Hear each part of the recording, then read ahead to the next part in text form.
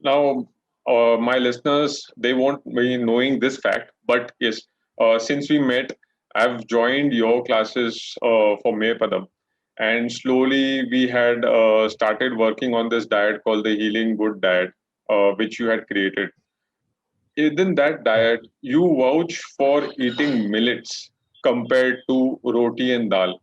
So, Yeah. why would you vouch for millets? Okay. There's a problem with wheat, and the problem with wheat is that first in the 1970s, it was hard to get a lot of yield of wheat, but Monsanto solved the problem. They said because the wheat was, very attractive to pesticide to pests. So the pests used to come and eat up all the wheat.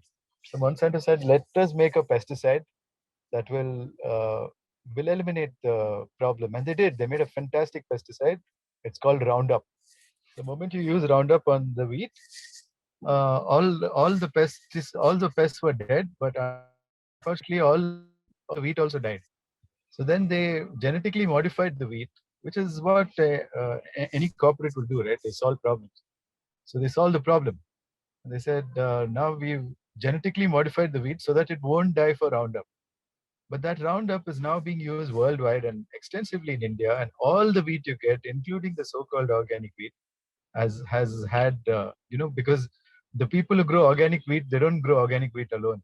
They put it in a field, and then they grow the pesticide wheat next to it for actual uh, yield and making money.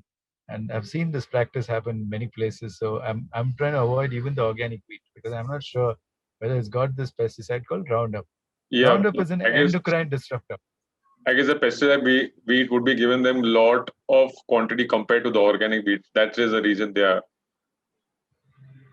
Yeah, a lot of quantities. Yes, of course. I mean, it's made an economic difference in India. Farmers started to become prosperous because of it. No doubt, it has its pluses, but the minus is that it's an endocrine disruptor. So it's going to reduce your testosterone, which is an important hormone for you to gain muscle. Therefore, I don't advise people, if you want to put on muscle, avoid things that reduce your testosterone. Even women, if you want to put on muscle, you need testosterone. Testosterone is testosterone is the hormone which triggers the production of muscle. So if we are getting low on testosterone, then we will not have muscle. Even though we work so hard, we won't get results. So that's the problem. And that's why I advise millets, because millets have not been sprayed like this, and they also have a lot more protein than wheat. So that's why. I guess the fiber to carb ratio is very high in millets. Yes, fiber and also the protein is high as compared to rice or wheat.